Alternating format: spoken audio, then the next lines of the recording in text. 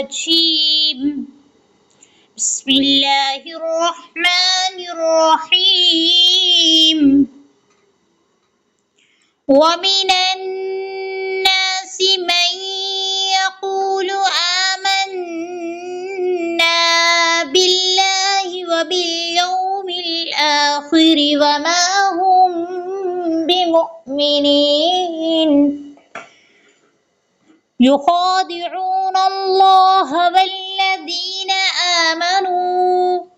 وما يخدعون إلا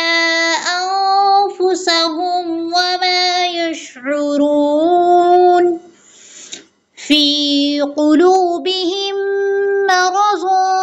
فزادهم الله مرضا ولهم عذاب أليم بما كانوا يكذبون وإذا قيل لهم لا تفسدوا في الأرض قالوا إنما نحن مصلحون ألا إنهم هم المفسدون ولكن لا يشعرون وإذا قيل لهم آمنوا كما آمن الناس قالوا أنؤمن كما آمن السفهاء ألا إنهم هم السفهاء ولكن لا يعلمون وإذا لقوا الذين آمنوا قالوا آمنا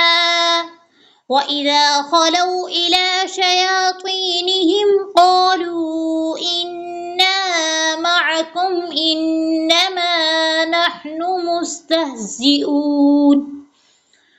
الله يستهزئ بهم ويمدهم في طغيانهم يعمهون أولئك الذين اشتروا الضلالة بالهدى فما ربحت تجارتهم وما كانوا مهتدين مثلهم كمثل الذي استوقد نارا فلما أضاءت ما حوله ذهب الله بنورهم وتركهم في ظلمات لا يبصرون صدق الله العظيम। अगर आपको मेरी वीडियो अच्छी लगे तो चैनल को लाइक और सब्सक्राइब ज़रूर करें। आने वाली वीडियो के लिए साथ जुड़े रहें। कुरान करीम तजवीद के साथ सीखने के लिए मुझे इनबॉक्स करें।